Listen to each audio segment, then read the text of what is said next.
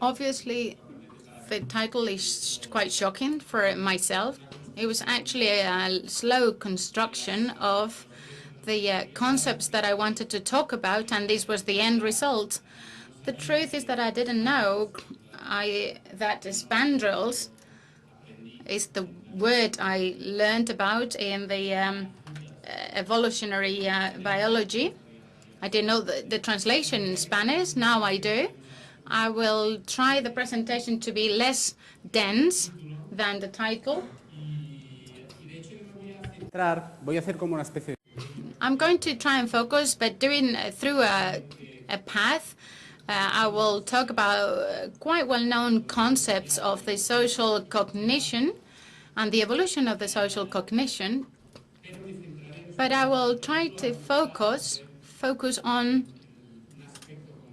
a specific aspect, which is the imagination. The imagination as a product of the brain, as a cognitive function, as an adaptation of the brain in human beings. Firstly, I will do a brief introduction so that we know who I am. What do I do now in this time of my life? I work on this type of equipment of magnetic resonance. I am a doctor, although I've almost always worked as a researcher, and I use these machines with my research group to carry out certain experimental paradigms where we study the brain live without having to open it. And from those tests and those experiments that we carry out and the results that we obtain from the brain activities, we obtain hypotheses on visual cognition, etc. We create models from this that are either already accepted or new ones, and sometimes we apply them to the social cognition, to the social neuroscience. And we do it in such a way that sometimes we can research, for example, why do we behave the way we behave in certain situations, even though we know the origin is always in a unique brain. A society is a set of brains that interact with each other and that develop from the beginning. And some of the questions that we ask ourselves correspond to these types of questions. Sometimes we also dress it. We dress this research so that the general public can enjoy them. We do workshops, conferences, and etc. In this case, we did it in the film festival, the fantastic film festival in Sitges. But coming back to the conference, this is the title, and the start of the conference comes with this slogan: we, humans, Homo sapiens sapiens, is a narrative species. It is specifically narrative, and we differentiate ourselves from many other species because of it, even from the closest species. What do I mean as narrative? Many things, but I'm going to use certain examples that are related to the neuropsychology or neurology and psychiatry that are quite attractive to me because I think they illustrate this narrativeness of the human beings in an interesting way. Around the 50s, there were some patients with non-curable epilepsy, and we carried some experimental surgery on them, consisting on separating the medial part of the brain, the callosum body, to see if they could avoid the epileptic seizures and try and cure epilepsy by doing this, because it didn't seem to respond to any of the pharmacological treatment. They started with the research. At the beginning, it seemed like nothing happened. The subjects were pretty much the same. But then we heard from these neuropsychologists, which were quite original in their experimental tests, and they started doing some strange things with these patients. They presented things in a way that the stimuli that they were presented with only went to one of the sides of the brain, the right or the left. And what did they find? Well, in some cases, and this is the one I'm interested in, this particular patient was presented with a visual image. This visual image that you see here, the leg of the hen. And they realized that he only went to the right part of the brain. In most humans, this is the non-linguistic part of the brain. It's not the part of the brain that executes the speak or the speech. So this right side of the brain received this brain, and the left brain, the one that speaks, received the image of a house in the countryside in the middle of the winter, all covered in snow. And this patient had to choose a series of cards. He had all these a series of cards, and they needed to choose whatever he wanted. As you can say, each part of the brain manages the other arm, the arm on the other side of the body. So the right brain of this patient picked up this image, this one on the left, up top left, and the left part of the brain picked up this other image. So the researcher asked him, why have you chosen these two figures, these two images?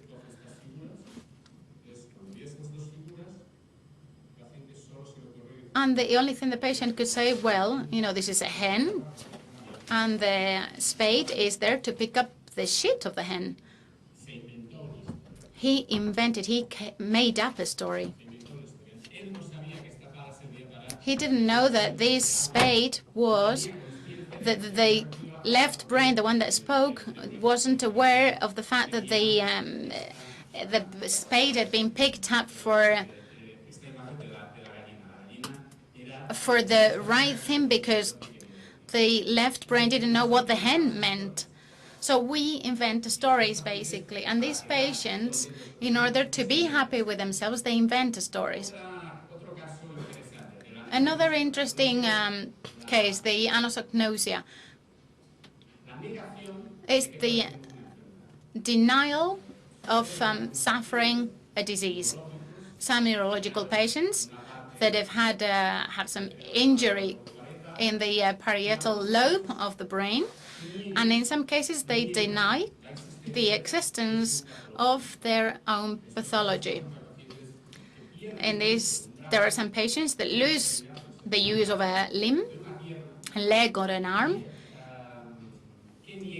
and they deny that they suffer from anything in either that leg or that arm. They keep on saying that to their doctors. They say, well, that arm or that leg is correct, it's okay. Why are you asking me what's happening with me?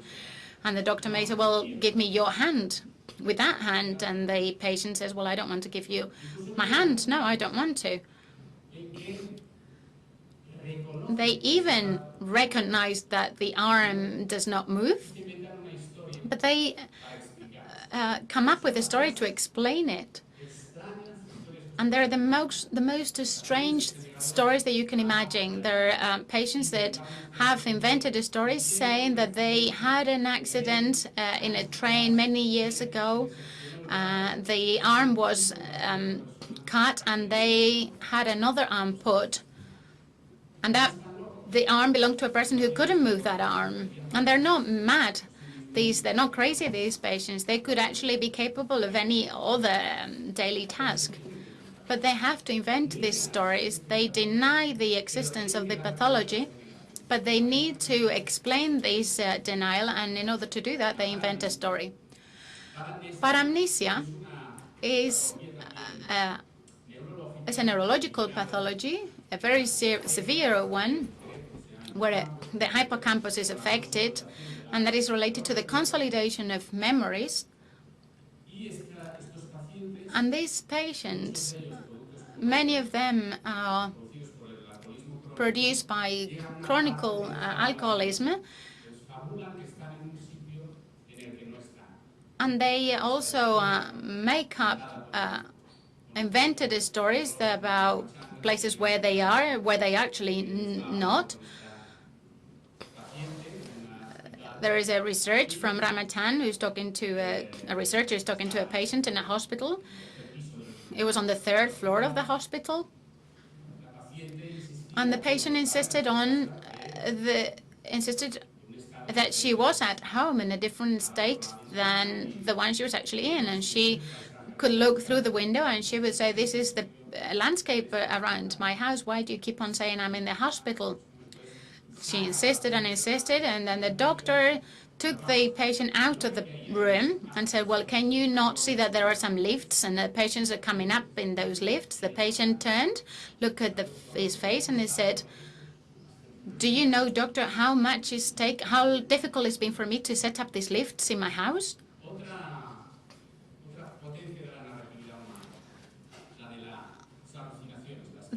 Next one is about hallucinations, schizophrenia. The schizophrenia, the patient suffers from hallucinations, hearing hallucinations in most cases.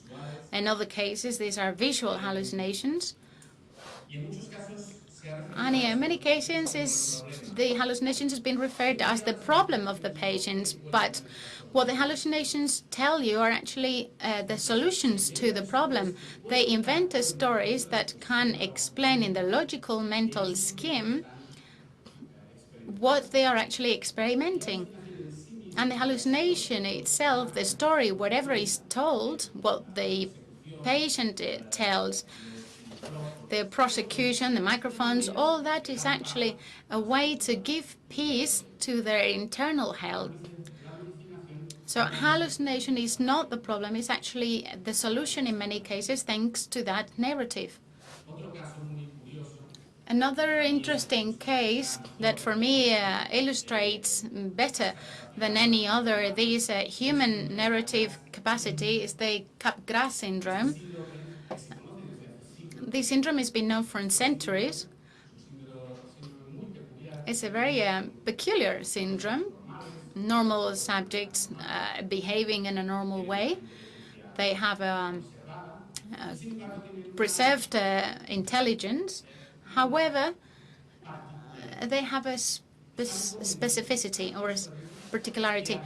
They are convinced that someone very close to them, that could be their wife, children, mothers, they are traitors, basically. They're totally convinced that these people or this person very close to them is actually a traitor to them.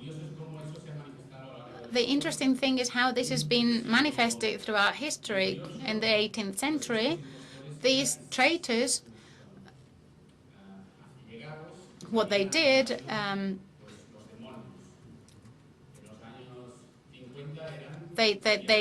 close people. These close people have actually been invaded by demon. Could be the Russians in the 50s, outer space creatures in the 80s, and etc. But the signal of them being traitors was always a constant pattern in them. The hypothesis that I think explains this best is the following. In these patients that have these symptoms very clear, there are the amygdala, this old structure in the brain, some phylogenetically old structures in the brain are actually injured. These structures, they color the experiences of our daily life. They mainly aware us of dangers, or they make us be aware of the fact that we're being in a normality situation. These people, when they meet their wife or their mother or their son, what happens is that they lose the familiarity that they always, or that they had before. And in their consciousness, in their more rational part, needs to explain that sensation, and the best explanation, the simplest one that has traveled across the centuries, is that if that person doesn't create those feelings in me, those feelings of familiarity and affection, it means it cannot be my wife, it cannot be my mother, it has to be a traitor. That is another important narrative factor. And in order to get even a bit closer to the daily reality, and without talking about neurological patients, we can talk about the person, the responsible of Lancet in America, who for many years domained the world economy. Everybody thought that he was the leader of the economy development, and when the crisis started, he had I'm not sure whether the honesty or the braveness of saying what he actually thought. You can see it on the internet. He said things like he was in a state of surprising incredibility. Things like, I still don't understand why it happened, the crisis. He admitted that he had made a mistake by believing that financial companies could have managed its risk and were the most appropriate agent for the protection of their own shareholders. But the most important thing is the last one. My ideology has failed me. That's probably the highest and the largest fiction that we, most of us, or many of us, depend on. But back to the questions. Why? Why are we narrative? Narrativos e imaginativos. Why are we narrative and imaginative? If we go through the phylogenetics of the brain, you must have heard this explanation many times. There are some paths, evolutionary paths, that separate some of the evolutionary lines. And they establish a relationship between us and hominids and apes, and these are all our ancestors put together.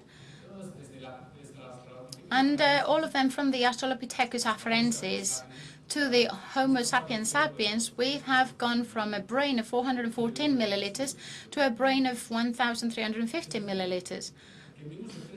So less than 3.5 million years ago, so the 3.5 million years that separate the Australopithecus afarensis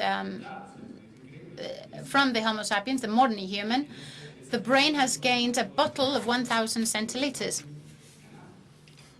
It's not easy to gain this volume.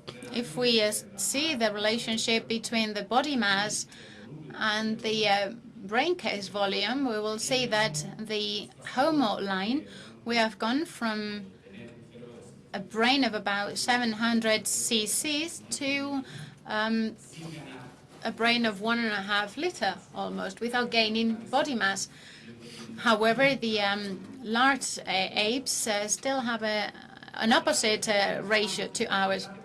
As for the energy percentage that our brain spends, has gone from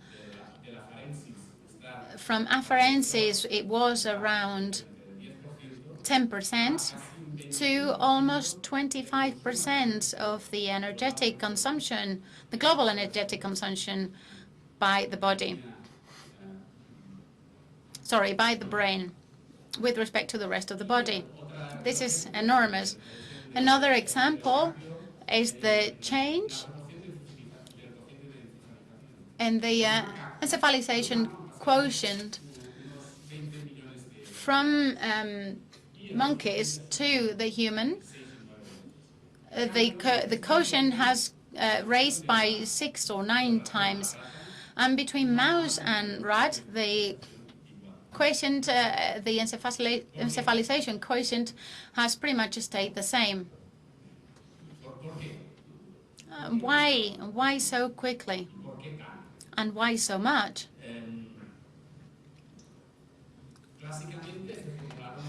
Classically, there were 2 hypotheses.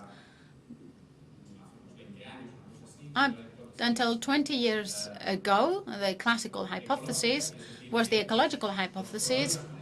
The problems that the Homo species found needed an increase of our intelligence, our brain tissue, in order to solve these problems of our environment, of our ecological environment. It was necessary from a functional point of view. And then we have the social hypothesis, which is the one that is more or less accepted now as the most reasonable one, and that is the one that says that our brain has grown so much in so short period of time because we're a social species and we're very particular species. We are narrative because we have to understand and manipulate our world, and this has been denied by this hypothesis. And this is what we call the physical simulator or simulating machine, because we need the knowledge of our context and we need to predict our physical environment. And this is much less complicated than social cognition. And now at the end of my presentation, I will give you a test for you to see the importance that we provide to social cognition. So I'm going to ask you something, but you don't need to answer. Just think about that, and then we will talk about that. This is the story: a girl that goes to the funeral of her mother, and there she met someone that she has never seen before, and she identifies him as the as the boy of her dreams. However, the following day, the girl kills her sister. Why? Systematically, there are two styles of thought, but there's a 15% of the people who knows the answer and has the answer very clear. And the other percentage has hypothesis. Those who know the answer, they know the answer, they are right. But those who have hypotheses, they don't know. How many of you know the answer, or you think that your answer is clear? No, I don't believe you. There's 15 or 20% of the people who knows the answer. But you are very shy, as I can see. No, don't tell the answer. Just, you think you know that, okay.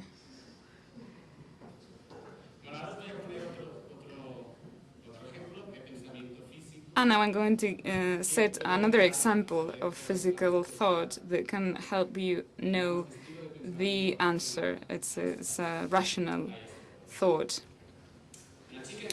A girl introduces accidentally the bread 2 times in the toaster, and the bread burns, but she eats the toast and she thinks that it's delicious.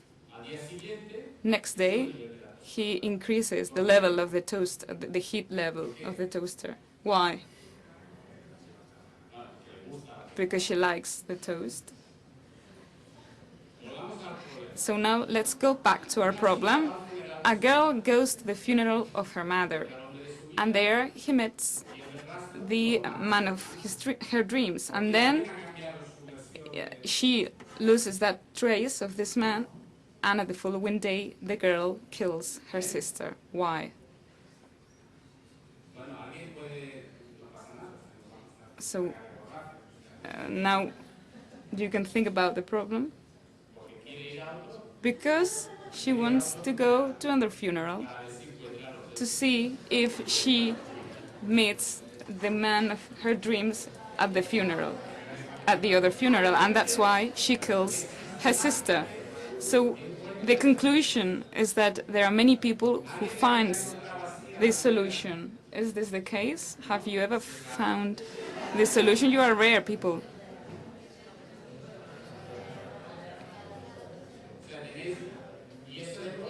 And this shows, because you have thought about many things, about the sister and the boy of her dreams, that they were engaged or something like that.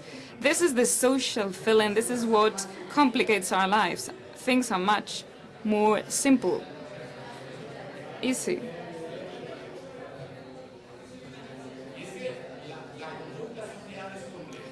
And this is because social behavior is complex. It's extremely complex.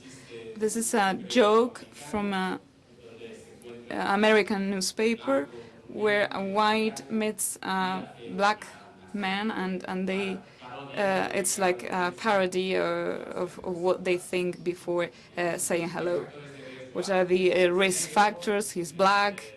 He is wearing a baseball cap, and the black man says, well, this person is white, and many things that can be a parody. But these things, we do these things in seconds, and in a very short period of time, milliseconds. In fact, every time we meet someone, we have a first intuition, which is based on a very complex analysis, based on our experiences and on our background and rules in our lives that we have learned, of course. And this requires a lot of brain activity. It's very complicated, in fact, because we have many things into account in order to think these kinds of things every time we meet someone. And we have to make fast decisions, very complex decisions, which are very complex, even much more complex than if we talk about the physical world. The group, the social behavior requires a very subtle consciousness that is subject to our own behavior. So social behavior is very complicated, and it demands a lot from our side. And there are many examples. One example could be is to repress the immediate desire that we have, because in our daily life we don't do what we want to most of the times. This is an example. And we have a brain that is able to repress the immediate desire, the immediate impulse. We have to understand desires, phobias, the mind of others, who is our friend, who is not our friend, things like that. We have to distinguish between liars and people who don't lie. It's very important to read the states of the mind of the other people. This is very important in a social environment, because we have to select the best action and the best behavior. These are specific functions that our brain has to do every time where we are in front of a social behavior. These structures function at the same time, and they are based on experience and on our rules. So this requires the functionality of a very complex brain, in fact. But are we the only ones, the only social thinkers in the world? Well, the answer is no, obviously, because we were not created from scratch.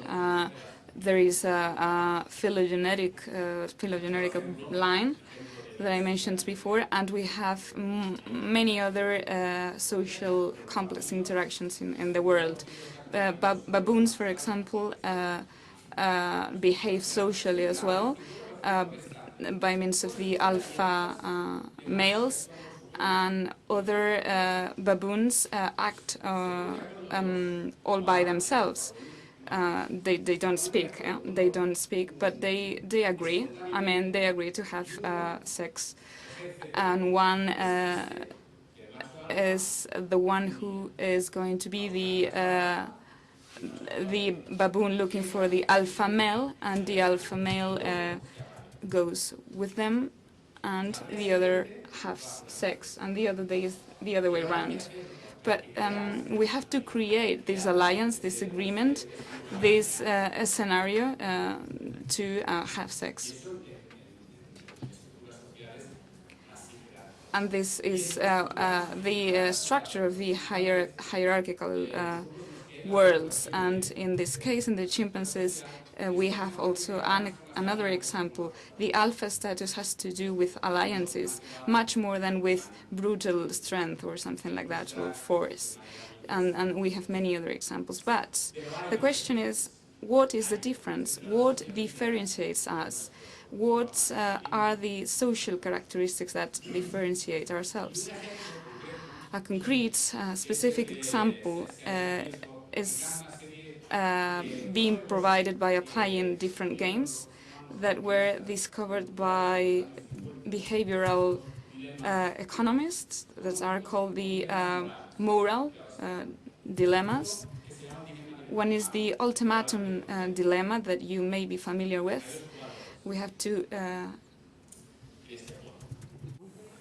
players, and there is a reward. Okay, one of the players makes an offer to the other, and the other player accepts, and they divide. If they accept, they divide, or they share the reward. If they don't accept, both of them lose everything. So they have to accept to have their reward. So let's say that the reward is 10 euro. If I tell you, for example, I'm going to have 9 and you're going to have 1, will you accept? No, obviously. How many of you will accept? Well, this is normal. 8 and 2, will you accept? With 8 and 2? 7 and 3? Okay. But what is this? Will you accept or not? Well, but you are going to win 3 euros. So you will accept. Why you don't accept? Why? What is the reason? Because of pride? Because I want more? No, you're not going to have more. Because you want to punish the other. That is the reason. You want to punish him or her. And this happens in all human cultures, except for a couple of examples. Well, the other way around really happens. In fact, if I give you 9 and I keep just 1, if I keep 9, they accept. Because this is the culture that goes more in line with social sacrifice. The results is that if we have offers of 20, 50% in all cultures, this is the normal situation. But if we talk about less than 20%, we have 70% of rejection. They are going to reject. But the rationality premise here is to accept any offer because we are not rational. This is very real, and even if we play with a computer, we try to punish the computer. That's true. With 9/1, 30% of the people say no. It's incredible. It's with a computer. However, with all the tests that we have had with apes, and I think that tomorrow Josep Cal will be here, and he has done a research with this experimental paradigm. This has been tested and tried with many experience and experiments. In this case, apes are rational. This is the conclusion. Apes are much more rational than us. They keep the price, although there is another person who keeps more money. So there's something that differentiates us, and is this. And what is this? Well, in evolution, the evolutionary mechanisms of sociability have been based on various evolutionary mechanisms. The first one is to help your friends, for example. This is a social mechanism of bees, of ants, where you help those who surround you, those who have the same genetic load. The other mechanism, the other element is to cooperate with those who cooperate. For example, wolves, when they cooperate because they want to hunt. to go hunting. Spontaneously, dolphins sometimes cooperate with fishermen. The other mechanism is to invest time in helping others because it will be good for you in the future. And this is much more complicated because you need a certain amount of cognition level to know what is going on. You're going to help someone else because you're going to receive help in the future. And you need brain for that. You need some brain. You need memory. You need emotions. And then when when structures are even more complex, such as in the case of chimpanzees,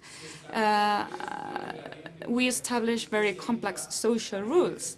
And then we begin to help those who have certain reputation, certain prestige, those who are allied with you, for example. The humans have something else. Apart from everything that we have said, we have something else, which is what we call that we help others because otherwise we will be punished, or otherwise we will not receive a reward or something like that. We have a very complex social structure, and we help other people sometimes because we have to respect the rules, because otherwise we will not be successful or rules will not work anymore. So human societies are regulated by rules, share rules on social interactions where we find altruist reward, for example. In people who respect the rules are rewarded, and this happens sometimes. And there is the situation that we can find altruist punishment. So sometimes we don't help the other, and we are both people punished, and this is part of the evolution of human beings. This has led to different situations in our lives, and this is a study from Holland, from the Netherlands, where scientists they did a survey in close organizations such as the police or fire brigades, things like that, where they have to respect rules. And it was this trial was based on a hypothesis.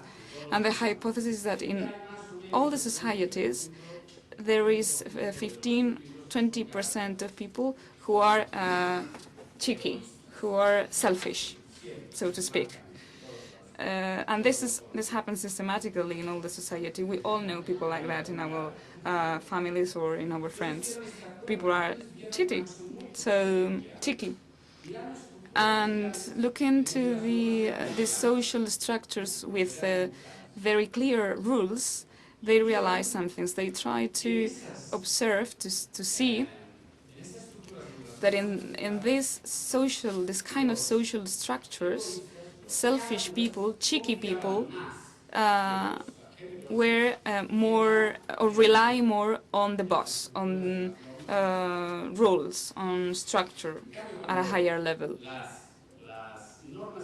When rules were not very strict, cheeky people were just not respecting rules and not respecting their boss or something like that, these levels of society. Generous people kept the same. The structure was internalized. They respected the rules in both cases.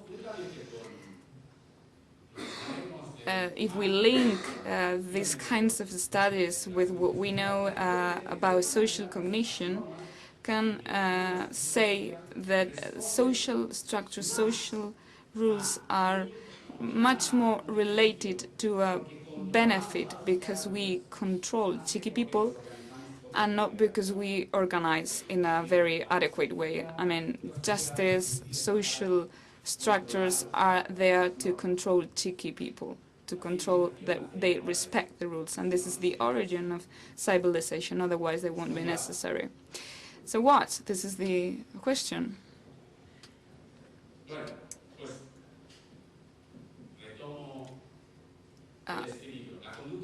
Social behavior, as I mentioned before, is complex. There are many requirements to be a social person. We have to repress immediate desire. We have to understand other people's minds and many things that I mentioned before. It's very important to understand social regulation, social rules that requires us to think. But why and how? How? How can we learn? To be social, to learn to be social requires time.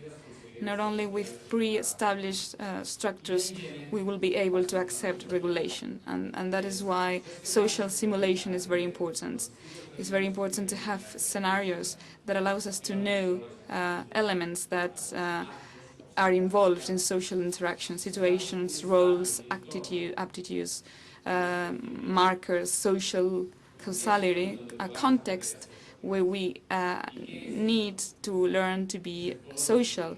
And that is what I call the game of pretending, the symbolic game, the game to be someone else. This is the game of pretending. This is the simulator, this picture. There we understand our social regulation and our social context is in childhood, where we pretend to be someone else, where we pretend to be a doctor, for example, or where we play something, is the game of pretending that starts when kids are from 2 to 6 years old, which is a paramount period of time.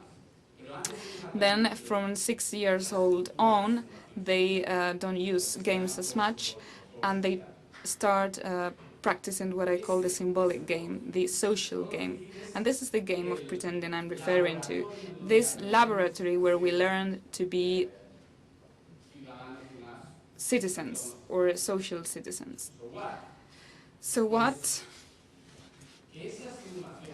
Social simulation, this process is very complex from a cognition point of view. We need a cognitive perspective, which is very complex. We need to pretend spaces and objects. We need stories. And we need to make up characters. We need to interpret. We need to simulate. We need to invent. We need to make up stories. We need to imagine stories and things. We know we need contractual elements or aspects, contrafactual elements that are something that we imagine but that could be real too. And this has allowed us to adapt and to have this pre-adaptation framework where we find a very sophisticated brain. So we have pre-adaptation, we have a social consciousness, we know that we are a member of a society, we can imitate others, we can communicate with others by gestures, we can use the body language, symbols, we can speak to flatter the others, we have this metacognition capacity. So these elements are all pre-adaptations. But there's something else. We also need the space. We need the contrafactual imagination, the imagination in itself, fiction. And this simulation game creates this narrative impulse. Narrative fictions require social world simulation, and social simulations require a cognitive simulator or simulating machine. Brain has become something else, and this is thanks to the impulse of the social brain. The brain is just a great inventor of stories, an inventor of new situations.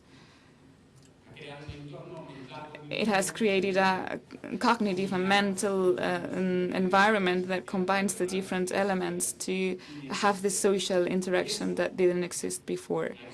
And this has exploded, and this has provoked and created the concept of imagination. And with imagination, we have been able to be someone else, to create many things.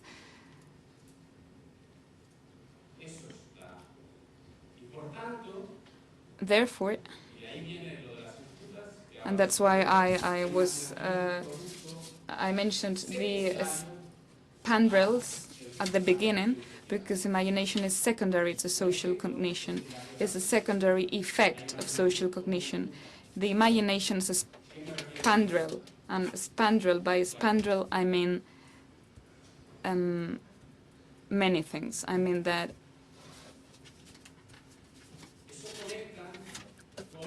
it is connected to the basic concept of evolution. Evolution is something which is not organized. Evolution does not respect planification. Evolution is something very disorganized, in fact. And in many cases, such as in this case, if we see a frog and if we see the brain of the frog and what it processes when hunting, we will see that the brain of a frog is not sensitive to insects. It does not process insects. What it processes are black spots in front of them. This is what the brain of a frog processes. Fortunately for the frog, most of the black spots that it sees are insects, but all frogs living in a mine have died, intoxicated. So that capacity to detect black spots is a spandrel. It's a new adaptation. In the evolutionary history, that is the concept of exaptation. Exaptation means adaptation that has modified its own functionality, like the feathers of birds that initially they started in the evolution like a mean for isolation, and then they were used to fly. And that is the concept that occurred with the spandrels.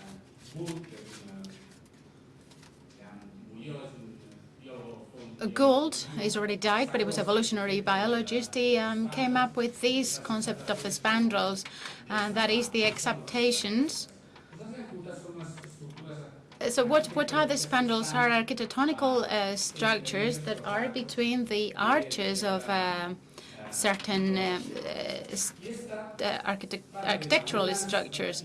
And in some churches, this became a type of design, an artistic design that actually became very important. And however, they didn't have that original function. It was just the space between two arches. So somehow the spandrels are like exaptations of that structure, of that architectural structure.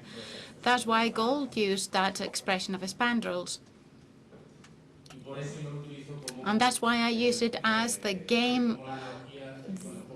I use this analogy, the game of pretending as a spandrel. The game of pretending is an exaptation that has allowed us to create the imagination from the social impulse in order to learn to be individuals in a society. And that is what I wanted to tell you.